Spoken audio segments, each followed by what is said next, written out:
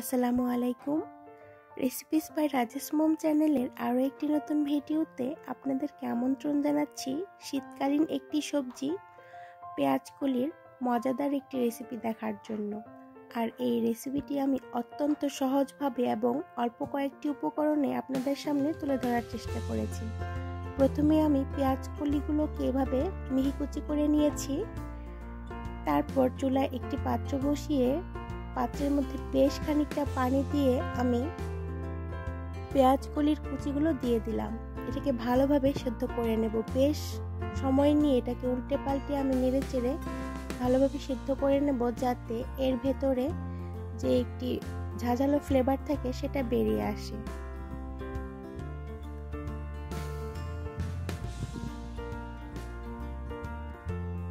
প্রায় 7 থেকে 8 মিনিট এটাকে আমি সেদ্ধ করে নিয়েছি। এখন এই পেঁয়াজ কলিটাকে আমি পানি ঝরিয়ে নেব।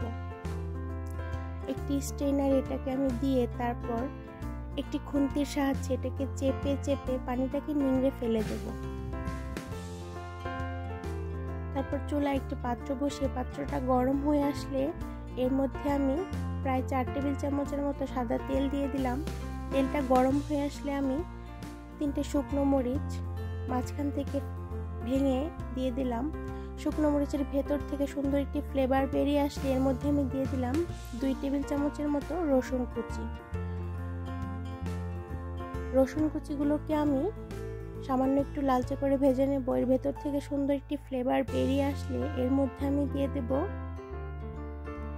হাফ চা চামচের মতো আস্ত জিরে। জিরে দেওয়ার পর একটু নেড়ে চেড়ে সুন্দর একটি ফ্লেভার বেরিয়ে আসলে একপাশে সরিয়ে রেখে এর মধ্যে আমি দিয়ে দেব 2টো ডিম। ডিমটাকে আমি স্ক্রাম্বল করে নেব। ডিমের পরিমাণটা চাইলে একটু বাড়িয়ে কিংবা কমিয়েও দেওয়া যেতে পারে।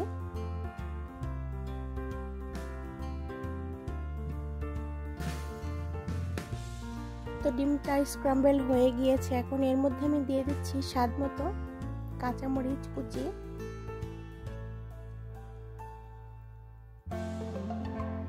ঝালের পরিমাণটা যে যার স্বাদ অনুযায়ী দেওয়ার চেষ্টা করবেন। তো সবকিছু মিলিয়ে নেওয়ার পর এর মধ্যে আমি দিয়ে দিচ্ছি স্বাদ মতো লবণ। লবণটা মিশিয়ে নেওয়ার পর এর মধ্যে এখন আমি দিয়ে দেব পেঁয়াজের কলি। তারপর সব উপকরণ একসাথে ভালোভাবে নেড়েচেড়ে মিশিয়ে নেব। পেঁয়াজ কলি দেওয়ার পর এর ভেতর থেকে কিন্তু বেশ খানিকটা পানি বেরিয়ে আসবে। চুলার আঁচটা হাইতে করে দিয়ে উল্টে পাল্টে নেড়ে চেড়ে পানিটা শুকিয়ে ফেলতে হবে।